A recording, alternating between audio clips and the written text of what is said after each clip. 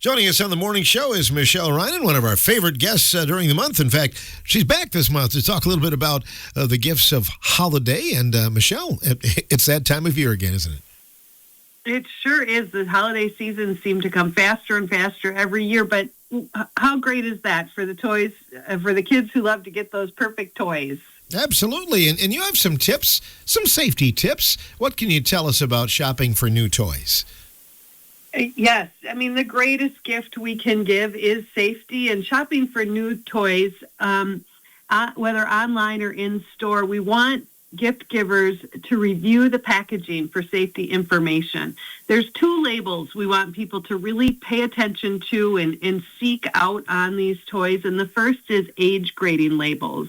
This indicates the age range for which a toy is deemed developmentally appropriate and safe based on factors like a child's motor skills, play behaviors, and potential hazards like small parts that could cause choking.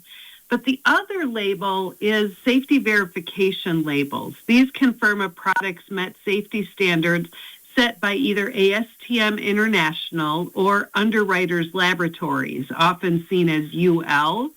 The toys that meet safety standards will be labeled ASTM, then a letter, and then some numbers. And they could be for the toy itself and how it functions and operates and small parts. But the other thing it looks at is toxicity for like art materials, think crayons and markers and glue and everything. Consumers can also be confident that toys with a UL certification have been tested by a laboratory which meets federal children's product safety testing standards for flammability, toxicity, electric, and heating elements. And again, the best gift is safety. So we want to make sure we're looking for those labels and considering them against the child we're giving a gift to.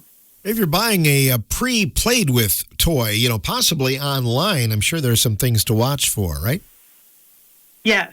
I mean, used and pre-owned toys, whether you're buying them or whether you're gifting them or donating them to a charitable organization, may not have all those safety labels anymore because maybe it was on the box and the box has been discarded or things could have been removed, different tags and things. So there's a few checks that you could perform to confirm it's safe for that next user. And these are questions you want to ask yourself when looking at the toy.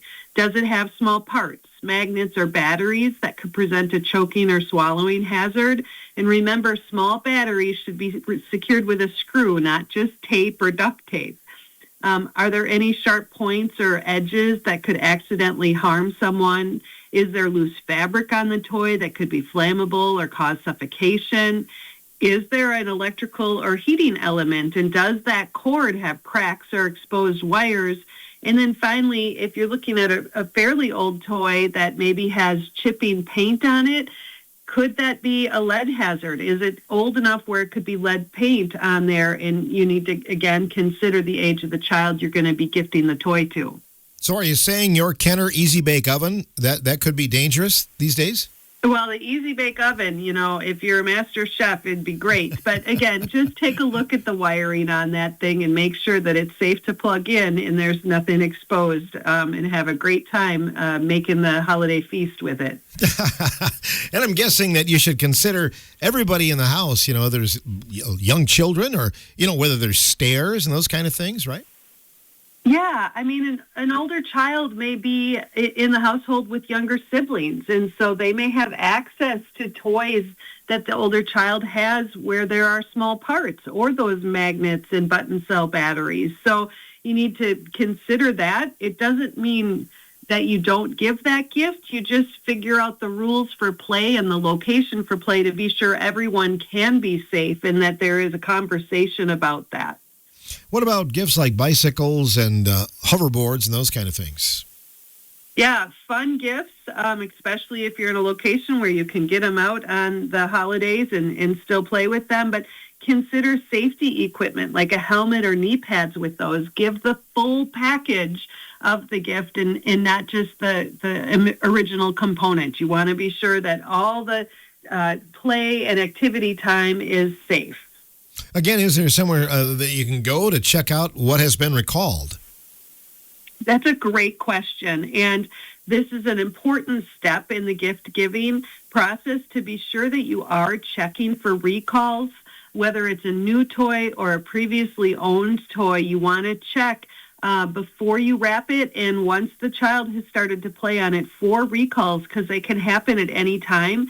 And you can go to saferproducts.gov. It's run by the U.S. Consumer Product Safety Commission, and it lists all the recalls that have ever been issued on different toys, and you can look them up by type of toy or manufacturer. Okay, so what about the most favorite toy that you ever received in the holidays? I'm putting you on the spot here, but any thoughts? You are putting me on the spot. What would that be? I have many fond memories of Christmas Day of just sitting under the tree with its lights on coloring. So maybe just as simple as a box of crayons, because it was just good, entertaining fun, and an activity you could take with you everywhere. Well, one of the key words you said there is the box. Sometimes kids play with that more than the actual toy, don't they? Absolutely. There's been many a good forts and caves built with a box. Anything else you want to add this time? Well, I want to be sure that consumers can reach out with questions or look up this information if they need to on our website. So go to datcp.wi.gov or call the Consumer Protection Hotline at 800-422-7128. You're always a welcome guest, Michelle. We'll talk to you again real soon here on the show. Well, that sounds great. Happy holidays. Michelle Reinen joining us from DATCAP for this report and update on the WRCO morning show schedule.